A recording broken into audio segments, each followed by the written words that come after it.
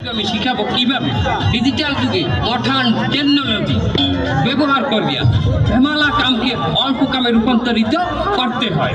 এক কথায় কামচুরি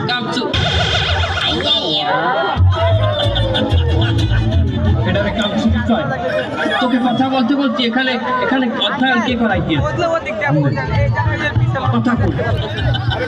আমি বুঝাই দিতে আছি কিভাবে বেমালা কামকে অল্প কামের ভিতরে আনতে।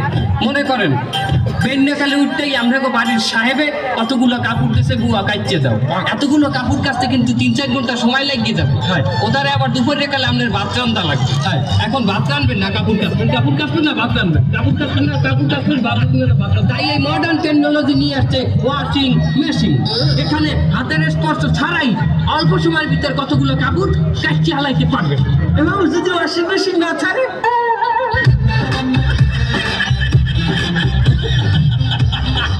কথা বলতে নিষেধ করছি না। ওয়াশিং মেশিন যদি বাসায় না থাকে সুন্দর করে মালিকের কাছে চাইতে, মালিকের কাছে চাইলে কি ওয়াশিং মেশিন কিনে দেবে? আমি কই না এই কথা বলা কমাই দিতে কিনা জানি কইছি। আমি বলিনি। এটা করতে তোকে একদিন বলেছি কিন্তু যা বলেছে আমি সেটা কপি করে ফেলেছি, আমি আবার বলতে পারবো। বলেন কি কইছে বলেন। বাড়ির মালিকের কাছে চাইলে কি ওয়াশিং মেশিন কিনে দেবে? অনুনয় এবং বিনয়ের সহিত চাইতে হবে।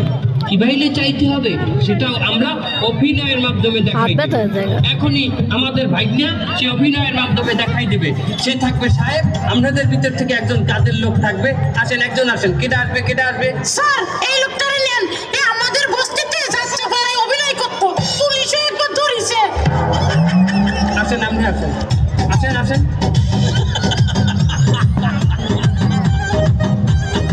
আপনি কাজের লোক, সে হইল বাড়ির সাহেব।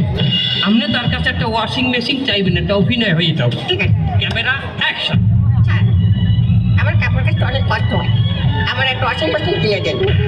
ওয়াশিং মেশিন কেনার টাকা কি তোর বাহে দেবে? তোকে এই অভিনয় করতে বলছি, আমি খাবার মারতে বলছি? মামা আপনি তো কয়নি না কি অভিনয় করতে হবে। যেটু করছি এটা তো আমি আমার মেধা খাটাই করছি। চল আমি অভিনয় করবো, চল ওইখানে দাঁড়া। এবার আমি অভিনয় করি দেখাবো। না আপনার সাথে না, আপনার গাল ঠান্ডা করে লাগে। যান আপনি আসতে যান।